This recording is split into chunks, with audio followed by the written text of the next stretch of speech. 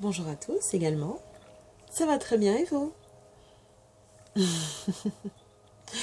Alors, mon projet professionnel futur, donc il prend une double dimension.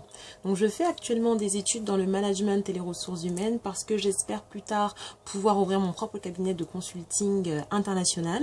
Sinon, j'aimerais être journaliste indépendante urbaine, c'est-à-dire présenter des émissions avec des concepts un petit peu nouveaux et pouvoir aussi apporter ma petite touche féminine dans le monde du hip-hop et du rap et du monde urbain et de l'art en général. Je suis quelqu'un de très passionné et c'est pour ça que j'aime beaucoup ce que je fais. Je prends énormément de temps à tout faire, à faire des recherches et à étudier justement les possibilités d'ouverture que j'ai pour l'avenir. Ce sont des projets que je mûris déjà depuis un petit moment, donc je pense qu'avec de la persévérance et du travail et le soutien de bonnes personnes, je pourrai correctement mener mes projets à terme.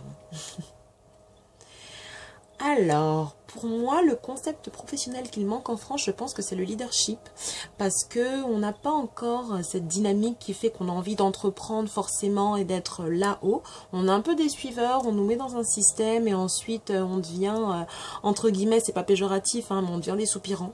Et moi, j'aimerais beaucoup plus qu'on soit poussé justement à créer des projets, à aller de l'avant, à justement vouloir créer des équipes, créer des choses, etc.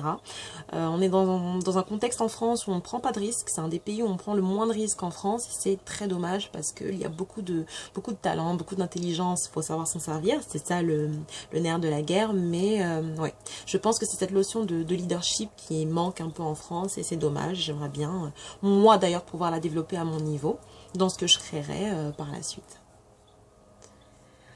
Ma devise, c'est le monde appartient à ceux qui se lèvent tôt. C'était ce que nous disait ma mère quand on était petite avec mes sœurs et mes frères. Et je pense que c'est quelque chose de très juste, c'est-à-dire que il ne faut pas attendre déjà que trop de choses viennent à soi. Il faut aller chercher les choses. Et ensuite, le fait de se lever tôt, ça permet de ne pas laisser passer les bonnes opportunités. Et c'est ce que j'essaye de faire, même si j'admets que j'ai aussi du mal à me lever le matin parfois, comme tout le monde. Bien que je sois quelqu'un du matin. Alors, ma vision de la femme noire en France, je pense qu'elle est encore beaucoup trop en retrait par rapport à nos confrères anglo-saxons. Je parle notamment des États-Unis parce que j'y ai vécu pendant 2 ans.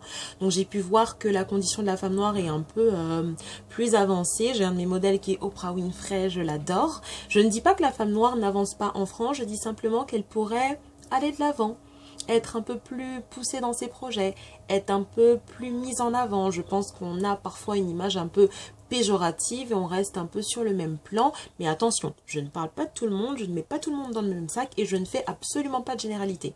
Je parle seulement de ce que moi j'ai pu voir à travers mes expériences et de ce que je peux observer parfois. Sinon, voilà, la France est un pays d'accueil, donc il n'y a aucun souci sur ça. On ne part pas dans de la démagogie. Alors, si j'ai un conseil à donner à tous ceux qui me suivent, c'est d'être toujours persévérant, de ne jamais lâcher l'affaire entre guillemets, de toujours enfoncer toutes les portes qui sont fermées et de ne pas se limiter à ce qu'on a dit que vous pouviez seulement faire. C'est-à-dire que, je m'explique, il faut toujours voir au-delà. Entre guillemets, viser la lune pour atterrir dans les étoiles. Voilà.